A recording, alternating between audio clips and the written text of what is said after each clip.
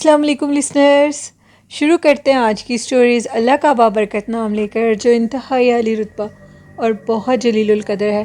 I hope آپ سب لوگ بالکل ٹھیک ہوں گے، اور شروع کرتے ہیں آج کی خوفناک کہانی ہے۔ یہ سٹوری شفیق نے شیئر کیا ہے فیصل آباد سے۔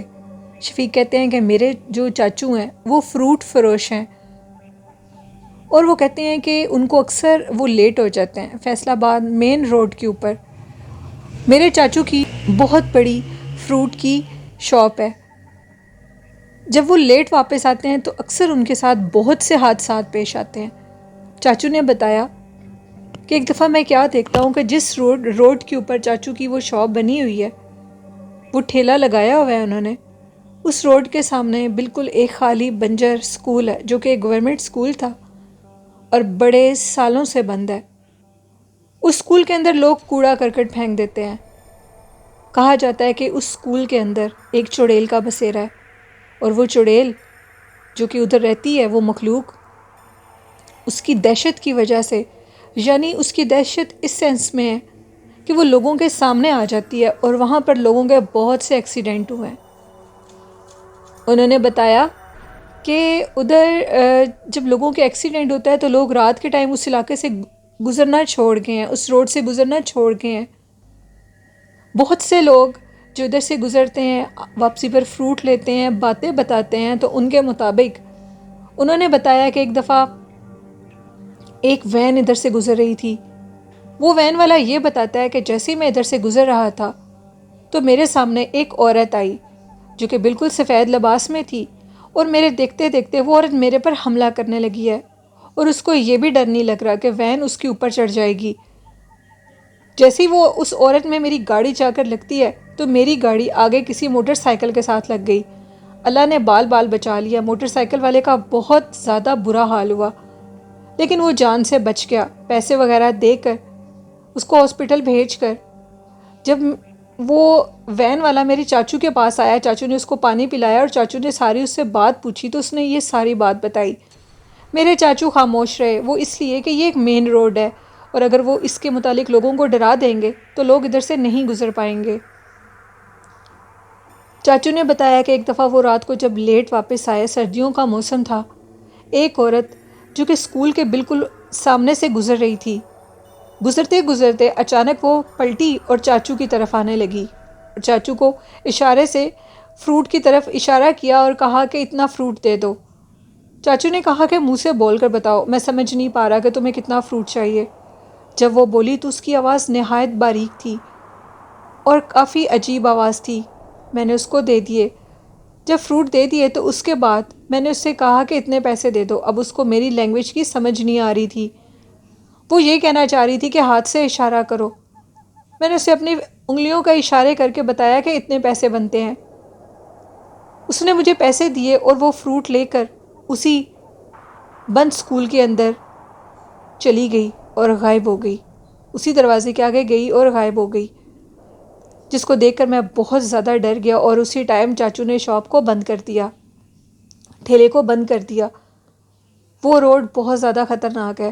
کہا جاتا ہے کہ اس روڈ کے اوپر چڑیل کا بسیرا ہے، جو کہ وین والوں کو، رکشے والوں کو، موٹر سائیکل چلانے والوں کے سامنے آ جاتی ہے۔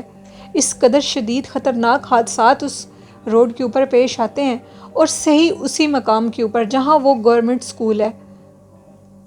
بعض دفعہ اس قدر زیادہ ایکسیڈنٹ ہوتے ہیں کہ ایک دن میں 4 سے 5 ایکسیڈنٹ ہوتے ہیں، اور لوگوں کے مطابق ان کو کچھ ہوش نہیں رہتی۔ ان کی موٹر سائیکل، گاڑی، رکشے کی سپیڈ اس قدر تیز ہو جاتی ہے اس مقام پر آ کر کہ ان کو کچھ ہوش نہیں رہتی۔ اور کچھ لوگوں کے مطابق ادھر ایک عورت نظر آتی ہے جو کہ بالکل بیچ سڑک کے کھڑی ہوئی ہوتی ہے، اور دیکھتے دیکھتے اوپر حملہ کرنے لگتی ہے۔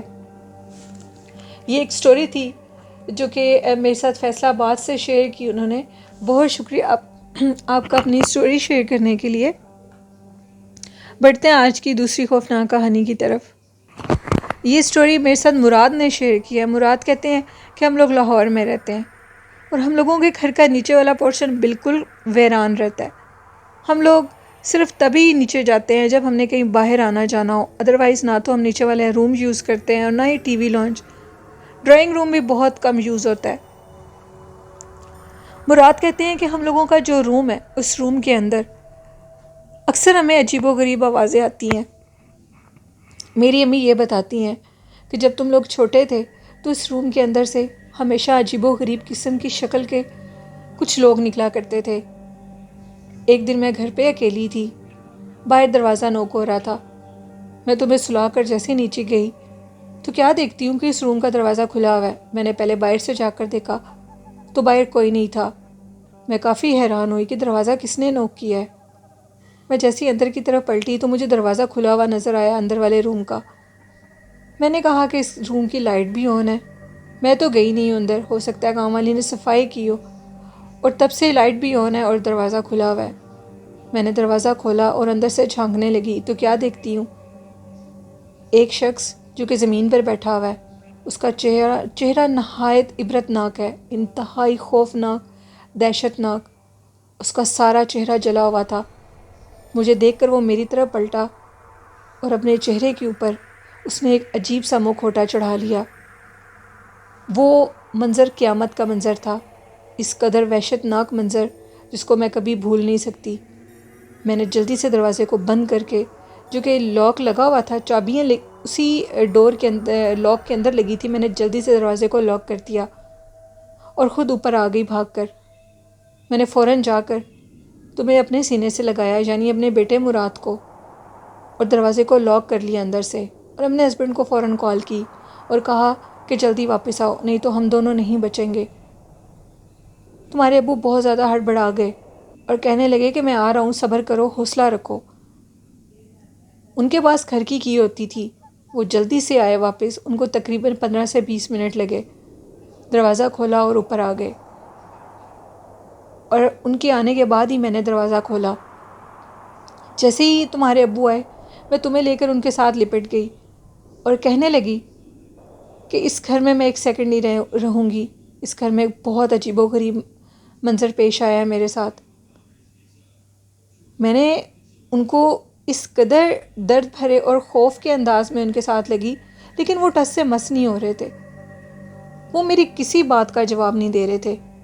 میں نے ان سے کہا کہ میری بات کا جواب دیں، وہ میری کسی بات کا کوئی جواب نہیں دے رہے تھے اور سٹل کھڑے ہوئے تھے۔ مراد بہت زور سے رونے لگا۔ میں بڑی حیران ہوئی کہ اپنے بابا کے ساتھ لگ کر مراد رونے کیسے لگا ہے۔ مراد چیخیں مار کر اونچا اونچا رونے لگا، اس قدر خوفناک لہجے میں رو رہا تھا کہ جیسے اس نے کوئی دہشت ناک چیز دیکھ لی ہو۔ اچانک سے کمرے کا دروازہ کھلا تو میرے پیروں کے نیچے سے زمین نکل گئی۔ مراد کے ابو تو سامنے کھڑے ہوئے تھے، ان کے پاس گھر کی اسپیئر کیز ہوتی تھیں۔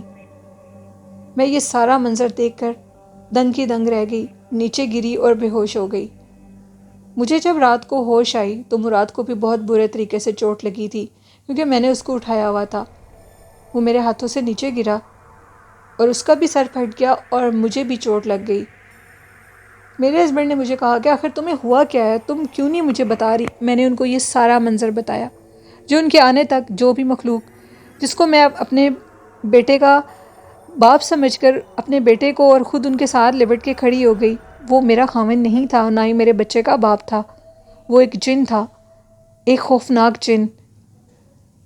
میں نے اپنے ہسبینڈ سے کہا کہ میں ادھر اب نہیں رہ سکتی، مجھے اور میرے بیٹے کو فوراً میرے امی کے گھر لے جاؤ۔ انہوں نے کہا کہ حوصلہ رکھو، تمہیں کیا ہو گیا ہے؟ میں نے کہا مجھے جو بھی ہو گیا اس گھر میں ایک سیکنڈ بھی میرا رہنا دشوار ہے۔ میرے ہسبینڈ نے کہا کہ تم اپنے امی کے گھر نہیں جاؤ گی، ہم کچھ ہی عرصے میں اس گھر کو چھوڑ دیں گے، اور وہ جو کچھ عرصے ادھر گزارنے تھے وہ میرے لیے قیامت سے کم نہیں تھے۔ میں ان کو بار بار چیخ چیخ کر بتا رہی تھی، ادھر کوئی آپ کی شکل کا شخص مجھے نظر آیا ہے، وہ مجھے نقصان دے دے گا، وہ مجھے جان سے مار دے گا۔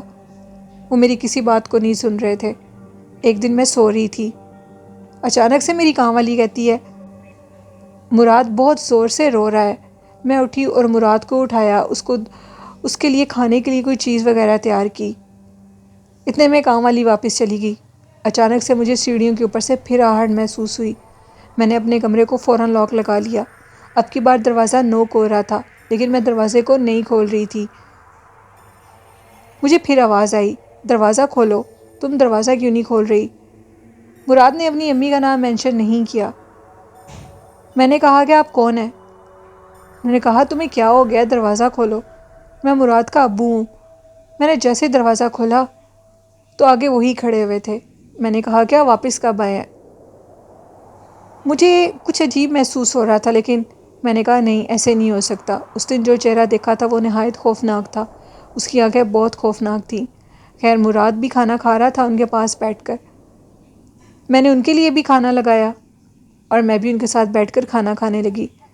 گھنٹوں گزر گئے، 2 سے 3 گھنٹے گزر گئے۔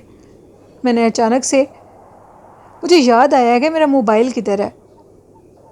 میں نے اپنے موبائل کو دیکھنے کے لیے دوسرے روم میں گئی، تو جیسے میں نے موبائل اٹھایا تو میرے موبائل کے اوپر ڈھیر ساری مس کالز آئی ہوئی تھیں۔ وہ ساری کالز مراد کے ابو کی تھیں۔ میں دوبارہ کمرے کے اندر گئی تو کمرے میں کوئی نہیں تھا۔ اب کی بار میری جان ٹانگوں سے نکل چکی تھی اور مجھے یہ خوف تھا کہ کہیں میرے بیٹے کو کوئی نقصان نہ ہو گیا ہو۔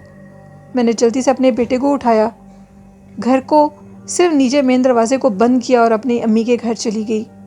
میرے ہسبینڈ رات کو ادھر ہی آئے۔ میں نے ان کو ساری بات بتائی اور میں نے کہا کہ اگر میں اس گھر میں رہوں گی تو وہ مخلوق مجھے جان سے مار دے گی۔ فوراً مولوی صاحب کو بلایا گیا۔ میری امی کے گھر کے پاس ایک بہت بڑے مولانا صاحب رہتے تھے، وہ بہت اللہ والے عبادت گزار تھے۔ ان کو ساری بات بتائی گئی۔ انہوں نے کہا کہ اس گھر میں ایک جن کا بسیرا ہے جو کہ تمہاری بیوی کے پیچھے پڑ چکا ہے۔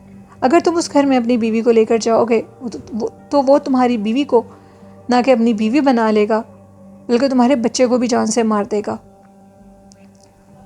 اس کے بعد امی اس گھر میں بالکل نہیں گئیں۔ ہم نے اس گھر کو سیل کر دیا، ایون کہ ہم نے اس سارے گھر کا سامان وغیرہ بھی سیل کر دیا۔ ضرورت کا جو سامان تھا وہ ابو سارا کچھ لے آئے۔ امی پلٹ کر اس گھر میں دوبارہ نہیں گئیں۔ اس کے بعد امی کے ساتھ کوئی واقعہ پیش نہیں آیا۔ وہ اس گھر میں جو بھی مخلوق تھی وہ اس گھر کے اندر رہتی تھی۔ وہ ایک جن تھا جو کہ عورتوں کے اوپر عاشق ہو جاتا تھا۔ نہ جانے ان کے ساتھ کیا بنا جنہوں نے وہ گھر خریدا۔ اس کے بعد ہم نے ان سے کبھی بات نہیں کی۔ یہ ایک سٹوری تھی مراد کی جو انہوں نے شیئر کی۔ بہت شکریہ مراد اپنی سٹوری شیئر کرنے کے لیے۔ تو یہ تھی آج کی خوفناک کہانیاں۔ لسنرز کیسی لگیں آپ کو؟ اپنا فیڈ بیک ضرور دیجیے گا اور میرے چینل کو زیادہ سے زیادہ سبسکرائب، لائک اور شیئر کریں۔ آپ کی سپورٹ کی مجھے ضرورت ہے۔ آخر میں کہنا چاہوں گی کہ والدین جیسی خوبصورت نعمت کی قدر کریں اور ان سے محبت کریں۔ آئی ہوپ اس پر آپ عمل کریں گے اور اپنی ہوسٹ نیلم یاسین کو اجازت دیجیے۔ دعاؤں میں یاد رکھیے گا۔ اللہ حافظ۔